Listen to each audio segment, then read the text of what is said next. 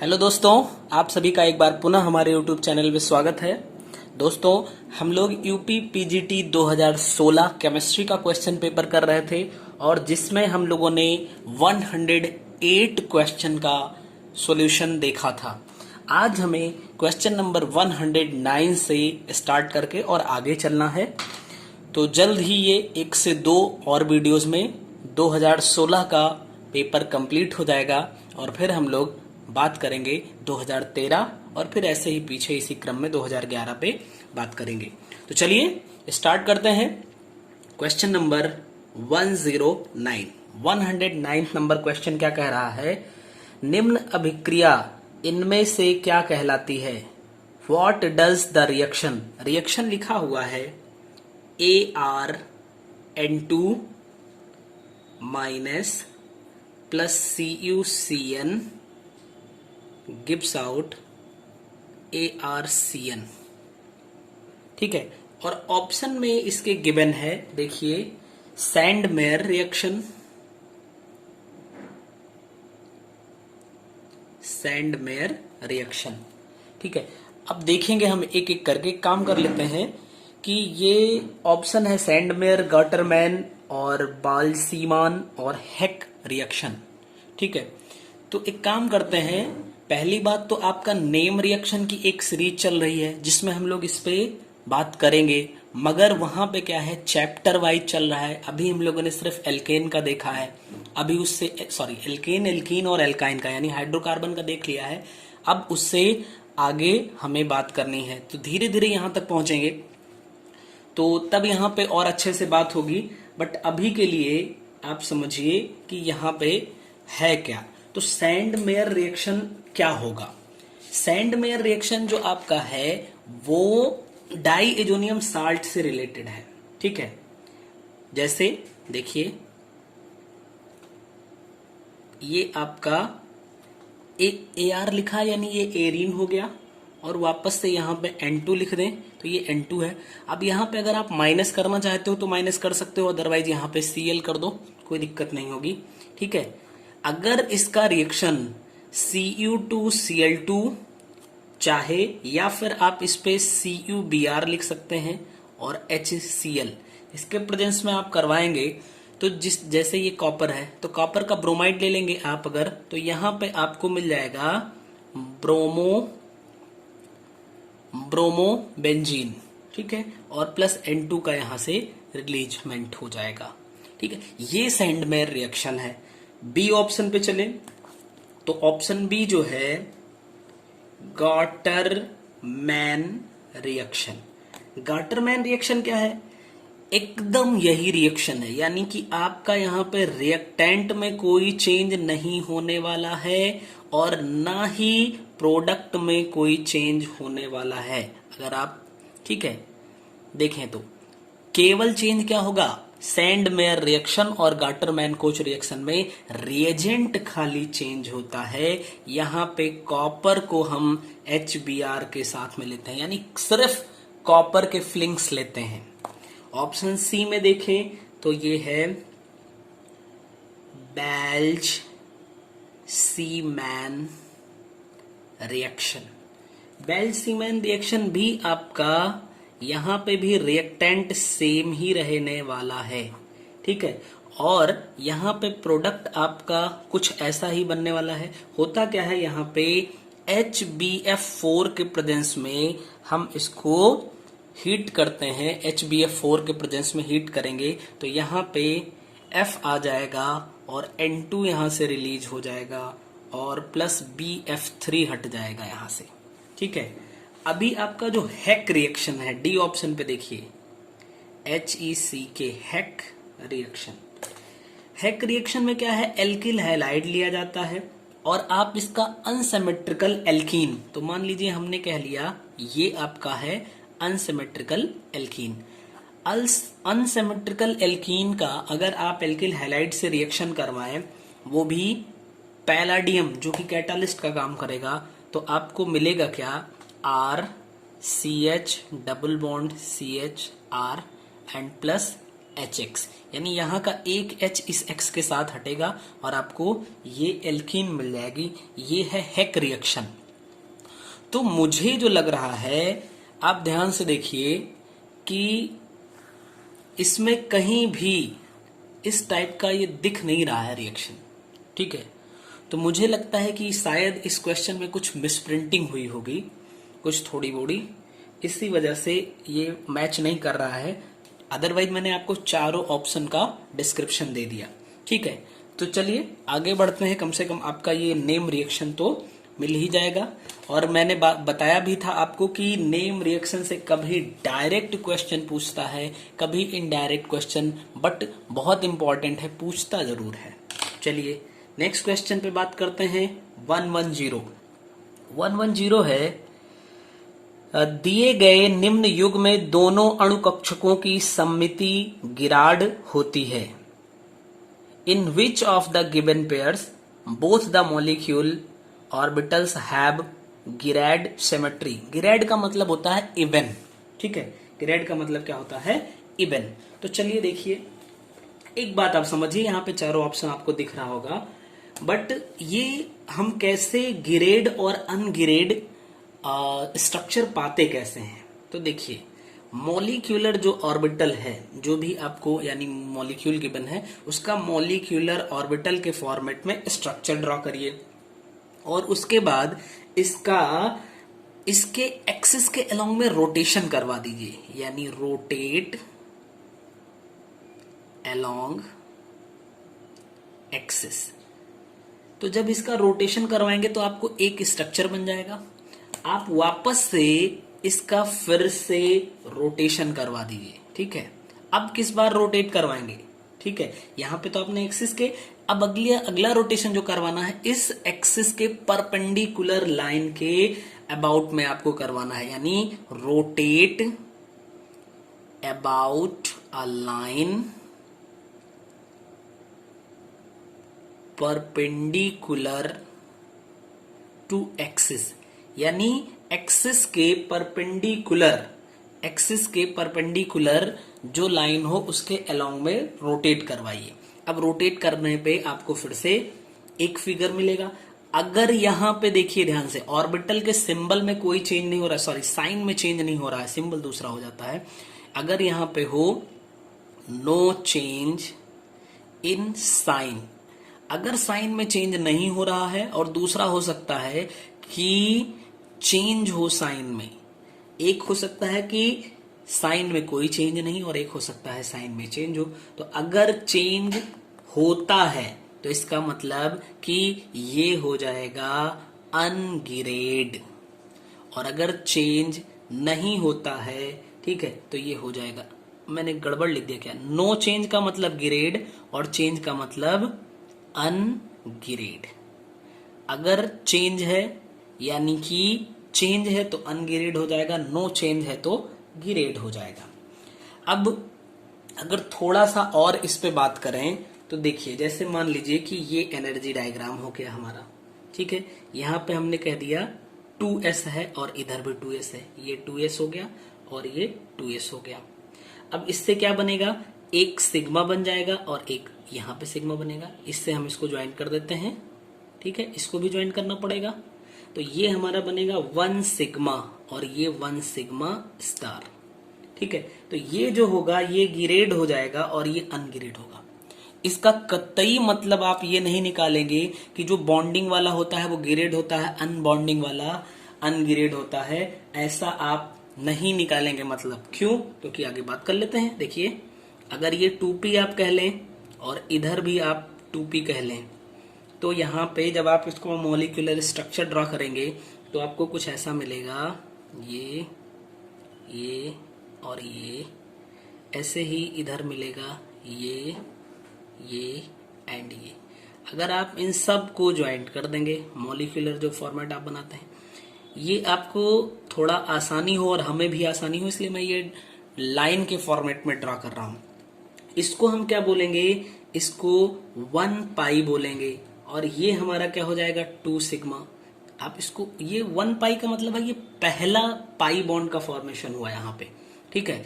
ये 1 pi star हो जाएगा, और ये 1 सिग्मा स्टार हो जाएगा। तो ये जो पाई है आपका ये अनगिरेड बनाएगा और यहाँ पे ये गिरेड हो जाएगा। ठीक है, ऐसे ही ये पाई स्टार यहाँ पे गिरेड बनाएगा और ये अनगिरेड बनाएगा। तो आप देखिए कतई ये नहीं कह सकते हैं कि बॉन्डिंग वाला, इसमें देखेंगे तो आपको लगेगा बॉन्डिंग वाला गिरेड है, नॉन बॉन्डिंग वाला एंटी बॉन्डिंग वाला जो है वो अनगिरेड है। लेकिन यहाँ पे ऐसा नहीं है, तो आप ये काम नहीं कर पाएंगे। तो आप यहाँ पे देखिए, आपको पता चलेगा गिरेड पूछा है तो सिग्मा यहाँ पे हो रहा है और यहाँ पे पाई स्टार। तो सिग्मा पाई स्टार जो होंगे ये आपके दोनों गिरेड के कैटेगरी में आ जाएंगे। इसका मतलब आपका सी ऑप्शन सही होगा, जो कि आपको ऑप्शन में भी दिख रहा है। चलिए नेक्स्ट क्वेश्चन पे बात करेंगे। क्वेश्चन नंबर 111 कह रहा है 92 यूरेनियम 235 का एक परमाणु एक मंद न्यूट्रॉन अवशोषण करके नाभिकीय विखंडन द्वारा 2 अवयवों 54 ज़ेनान 139 एंड 38 स्ट्रोंसियम 94 का निर्माण करता है। इस अभिक्रिया में अन्य मुक्त कण इनमें से हैं। इंग्लिश में सुनिएगा, an atom of 92 uranium 235 after absorption of a slow neutron undergoes nuclear fission to form 2 fragments 54 xenon 139 and 38 strontium 94. The other released particle in this reaction is the following. अब आप समझिए इसने क्या कहा। इसने कहा हुआ है कि 92 यूरेनियम 235, ठीक है, इस पर क्या किया गया, 0n1 को हम न्यूट्रॉन कहते हैं, न्यूट्रॉन को, स्लो न्यूट्रॉन की बम्बार्ड करवाया गया। उसके बाद ये स्प्लिट हो गया, ये हैवी न्यूक्लियस था, ये स्प्लिट हुआ कैसे, 2 लाइट न्यूक्लियस में, जिसमें जेनॉन 54 होता है, 139 एंड 38 स्ट्रोंसियम 94 प्लस यहां पे कोई अदर पार्टिकल है। तो आप देखिए जब ये न्यूक्लियर रिएक्शन होगा तो हम यहाँ पे देखेंगे, सबसे पहले इसको देख लीजिए, तो 92 में 0 ऐड करिए तो 92 ही रहेगा, इधर भी 92 आना चाहिए, तो इनको ऐड करिए तो 92 आ रहा है, इसका मतलब ये तो 0 हो गया। अब उसके बाद ये 235 1 236, इधर 139 और 94 को अगर 6 यहां से दे दीजिए तो 100 हो जाएगा, 100 प्लस 133 यानी 233, जबकि ये 236 बन चुका है, यानी कि 3 यहां पे बच रहा है। तो यहां पे समथिंग करके, और ये 3 तो हो नहीं सकता, यानी हमें दिख रहा है 0n1 के अगर 3 पार्टिकल्स यहां से रिलीज हो जाए तो हमारा काम हो जाए, और यही हमारा आंसर हो जाएगा, यानी न्यूट्रॉन का रिलीजमेंट यहां से होने वाला है। ये था आपका 111th number question. Next question पे चलते हैं, 112। ट्राई हैलाइड आयनों के अस्थायित्व का सही बढ़ता क्रम है। ठीक है, क्या बोला, the correct increasing order of stability of the try halide ions is. तो जो ट्राई हैलाइड की थर्मल स्टेबिलिटी होती है, thermal stability of polyatomic halogen ions, ठीक है, ट्राई हैलाइड को हम पॉलीएटॉमिक हैलोजन की कैटेगरी में रख ही सकते हैं। वो क्या होता है, I3 minus, then IBr2 minus, then ICl2 minus, then I2Br minus, then Br3 minus, then BrCl2 minus and then Br2Cl minus।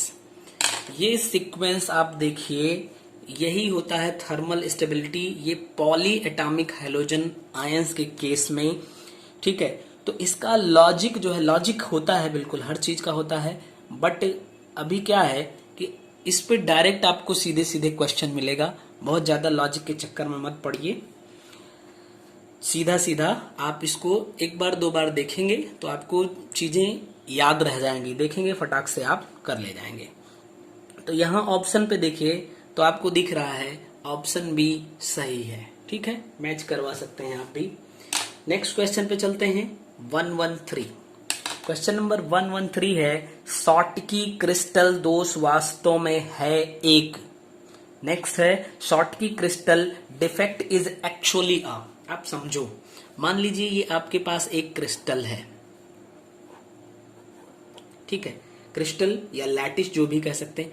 अब यहाँ पे plus minus plus minus plus minus, उसके बाद minus plus minus plus minus plus plus minus plus minus plus minus minus plus minus plus minus plus plus minus plus minus plus minus. मान लीजिए एक crystal है, तो एक बात तो ये पता चल गई कि अगर ये प्लस माइनस बन रहा है यानी कि यहाँ पे आयन है। तो सबसे पहली बात जो शॉटकी डिफेक्ट होता है ये आपका आयनिक क्रिस्टल में होता है। सबसे पहली बात कि ये आयनिक क्रिस्टल या आयनिक सॉलिड में ये डिफेक्ट होगा। दूसरी बात, अब देखिए, अगर यहां से एक निगेटिव आयन मिस हो जाए और एक पॉजिटिव आयन इस लैटिस में से कहीं से मिस हो जाए, ठीक है, मिस हो जाए यहां से, तो फिर क्या होगा, शॉटकी डिफेक्ट होता है। यानी शॉटकी डिफेक्ट में क्या होगा, equal number of anions and cations miss हो जाते हैं। तो हम यहां पर क्या लिख सकते हैं, equal number of cations and anions are missing from lattice site. Lattice site से इक्वल नंबर ऑफ कैटायन और एनायन जो होते हैं वो मिस होते हैं। ठीक, अच्छा, इसके बाद अगर इक्वल नंबर में कैटायन और एनायन मिस होंगे, इसका मतलब ये क्या होगा, ये न्यूट्रल रहता है। शॉटकी डिफेक्ट में जो लैटिस होता है वो आपका न्यूट्रल रहता है। दूसरी बात, ये जो प्लस माइनस दिख रहा है यानी कि ये एटम है, कैटायन या एनायन, इनको एक पॉइंट की तरह ट्रीट किया जाता है। क्योंकि डिफेक्ट जो हम लोग यहाँ पे पढ़ते हैं दो टाइप का, एक पॉइंट डिफेक्ट, एक लाइन डिफेक्ट। तो यहाँ पे जो ये है ये एक तरीके का पॉइंट डिफेक्ट होता है। अच्छा देखिए, ये यहां से जब ये मिस हो जाएंगे यानी इन्होंने अपना प्लेस छोड़ के कहीं अलग चले गए, तो इसका मतलब ये वैकेंसी हो जाएगी। तो इसको हम वैकेंसी डिफेक्ट भी बोल सकते हैं, पॉइंट डिफेक्ट भी बोल सकते हैं और वैकेंसी डिफेक्ट भी बोल सकते हैं। अगर आप टेम्परेचर इंक्रीज करोगे, ठीक है, तो क्या होगा कि यहां से नंबर ऑफ कैटायन और एनायन जो अपनी जगह को छोड़ के कहीं अलग जा रहे हैं उनकी संख्या बढ़ जाएगी। यानी आप ये कह सकते हैं कि ये टेम्परेचर के प्रोपोर्शनल होता है। तो आई थिंक शॉटकी डिफेक्ट आपको अच्छे से समझ में आया होगा। ठीक है, तो इसका सही जवाब क्या हो जाएगा, ऑप्शन सी में आपका दिया है शॉटकी डिफेक्ट एक टाइप का वैकेंसी डिफेक्ट होता है। चलिए नेक्स्ट क्वेश्चन पे चलते हैं। Question number 114। 114 है संकुल और एक कंपाउंड गिवन है के संभावित समावयवों की संख्या है। Number of possible isomers for the complex COEN whole twice Cl2 2+ is. अब आप समझो, COEN whole twice Cl2 and plus, कोई बात नहीं है, ठीक है, इसके आइसोमर्स हमें बताने हैं। तो CO सेंट्रल मेटल हो जाएगा, ये एक ऑक्टाहेड्रल कंपाउंड है तो हम ऐसे बना सकते हैं इसको। अब उसके बाद प्लस चार्ज लगा है तो हम यहाँ पे प्लस चार्ज लगा देते हैं। ठीक, अब अगर हम यहाँ पे कह दें कि एक EN अटैच्ड हुआ, तो EN आपका एक बाइडेंटेट लिगेंड है तो ऐसे ही अटैच्ड होगा। EN एक Cl एक Cl, एक स्ट्रक्चर ये हो सकता है। दूसरा CO कर दिया, इस बार EN यहां पे आपने लगाया था तो चलिए ठीक है, EN यहां पे लगा देते हैं। एक EN यहां पे लगा देते हैं तो यहां पे Cl, यहां पे Cl आपको लगाना पड़ेगा। बोलिए, कोई दिक्कत नहीं ना। और एक तीसरी कंडीशन आप ये कर सकते हैं, CO यहां पे Cl कर दिया, यहां पे Cl कर दिया और यहां पे En लगा दिया और इसमें En लगा दिया एंड प्लस। अब बताइए इसके अलावा आप और कुछ भी नहीं कर सकते, क्योंकि आप ड्रा तो कर सकते हैं, ड्रा करेंगे, लेकिन क्या होगा कि जो आपका स्ट्रक्चर बन के आएगा वो इसी तीनों में से किसी एक को फॉलो कर रहा होगा। ठीक है, इसका मतलब इसके नंबर ऑफ जो आइसोमर्स हो सकते हैं वो कितने हो सकते हैं, 1 2 3, इसके 3 आइसोमर्स हो जाएंगे। नेक्स्ट क्वेश्चन पे बात करें, क्वेश्चन नंबर 115। क्वेश्चन नंबर 115 है, निम्न में से कौन सा यौगिक जल के संपर्क में आने पर सीमेंट की भांति 30 मिनट के अंदर एक कठोर प्लास्टर में जम जाता है। ठीक है, नेक्स्ट है, यानी इंग्लिश में लिखा हुआ है, which of the following compounds in contact with water sets like cement within 30 minutes to a hard plaster. तो जैसे ही इसने प्लास्टर का नेम लिया तुरंत हमारे दिमाग में एक बात आ रही है कि भैया एक प्लास्टर ऑफ पेरिस कुछ होता है, और प्लास्टर ऑफ पेरिस का जब हाइड्रोलिसिस करवाते हैं तो वो सेट हो जाता है और जिप्सम का फॉर्मेशन करता है, यानी CaSO4 whole twice dot H2O। हो सकता है कहीं पे CaSO4 डॉट हाफ H2O, जो भी आपको लिखा मिले, तो ये तो है नहीं, यही ऑप्शन में आपको दिया भी हुआ है। ठीक है, इसमें जब आप वाटर को मिक्स करेंगे तो क्या बनने वाला है, CaSO4 डॉट H2O। ठीक है, अब यहां पे जब आप बैलेंस करेंगे तो बन जाएगा ये, और इसमें 3 से मल्टीप्लाई कर दो, यानी ये है POP, प्लास्टर ऑफ पेरिस जिसको कहते हैं, और ये है आपका जिप्सम। तो चलिए आपको ये समझ में आया होगा। नेक्स्ट क्वेश्चन पे चलते हैं, क्वेश्चन नंबर 116। निम्न में कौन रंजक सल्फ्यूरस अम्ल तथा सीरियम का पता लगाने के लिए स्पॉट परीक्षण अभिकर्मक के रूप में तथा रोगाणुरोधक के रूप में उपयोग होता है? Which of the following dyes is used as spot test reagent for detecting sulfurous acid and cerium and also used as antiseptic.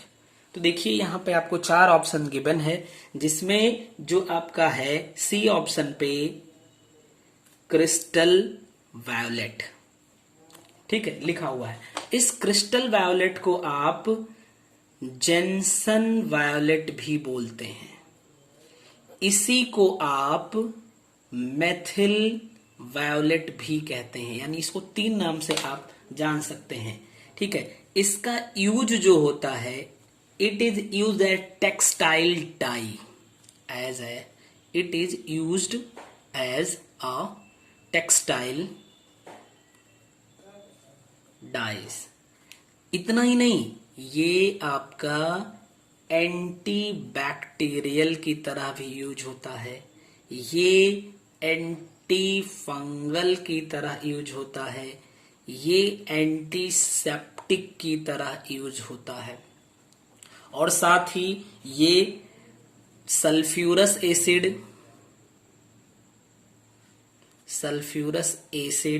And cerium के टेस्ट के लिए भी यूज किया जाता है। ये जो है यानी क्रिस्टल वायोलेट, ये हैजार्डस होता है, यानी पॉइजनस होता है, हम इसको कह सकते हैं ह्यूमन बीइंग के लिए। तो बायो हैजार्डस सब्सटेंस होता है, ये एक बायो हैजार्डस सब्सटेंस होता है। अगर ये ह्यूमन बॉडी में पहुंच जाए तो नुकसान करता है, यानी कि इन ह्यूमन क्या क्या करेगा ये। पहली बात, अगर थोड़ी सी क्वांटिटी है तो ये कॉर्निया को इफेक्ट करता है, तो हम इसको लिख सकते हैं इंज्योर द कॉर्निया। अगर थोड़ी और ज्यादा क्वांटिटी बढ़ जाए तो ये रेस्पिरेटरी सिस्टम को डैमेज करता है। ठीक है, और रेस्पिरेटरी के साथ साथ में किडनी फेल्योर भी करता है। तो ये क्रिस्टल लैटिस से रिलेटेड इतनी बातें हैं। आपका सी ऑप्शन सही होगा कि क्रिस्टल लैटिस ही जवाब होगा इसका। ठीक है, तो आज हम लोगों ने 116 तक कंप्लीट किया। नेक्स्ट वीडियो में हम इससे आगे चलेंगे और 125 तक कंप्लीट करेंगे। तो उम्मीद है आप सभी लोगों को सारे क्वेश्चन अच्छे से समझ में आए होंगे और उससे रिलेटेड थोड़ी सी डिस्क्रिप्शन भी करने की हमने कोशिश की है, तो आपको मजा आया होगा। थैंक यू, मिलते हैं नेक्स्ट वीडियो में।